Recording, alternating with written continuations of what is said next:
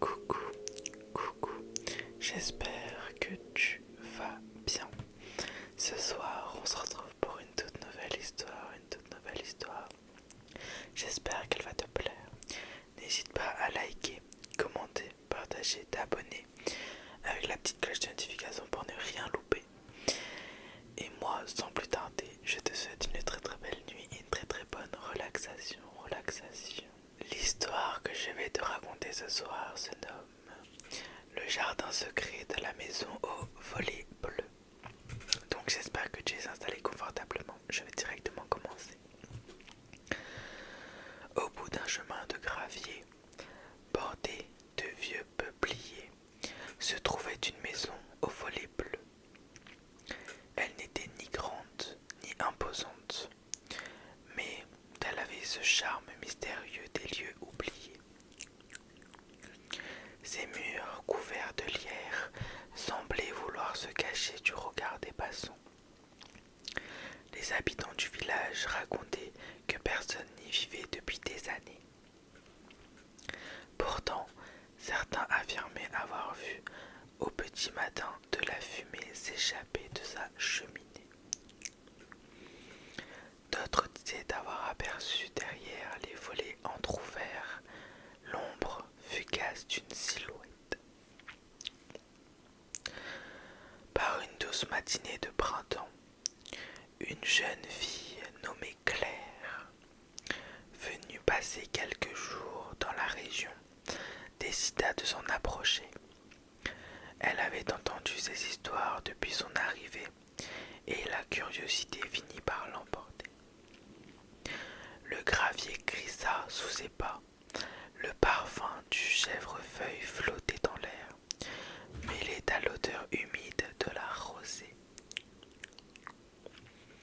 En approchant de la maison, Claire remarqua que la peinture des volets s'écaillait par endroits, laissant apparaître un bois gris et ancien.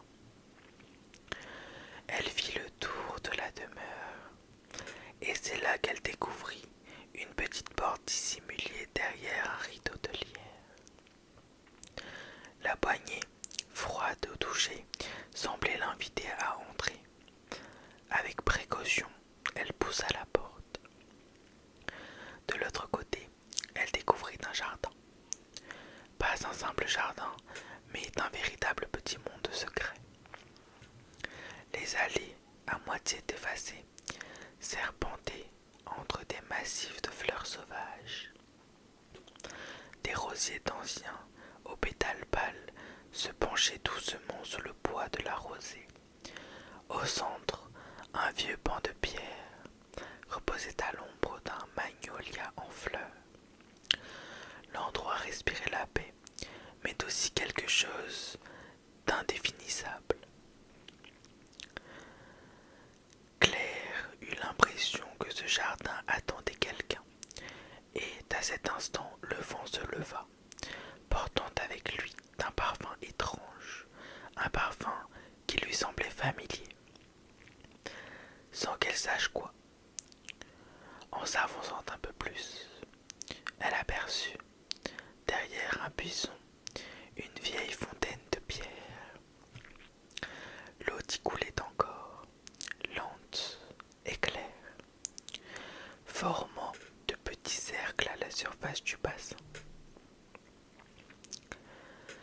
Mais ce qui attira son regard, c'est un objet posé au bord de la fontaine, un livre. La couverture était en cuir, décorée de motifs floraux délicatement gravés.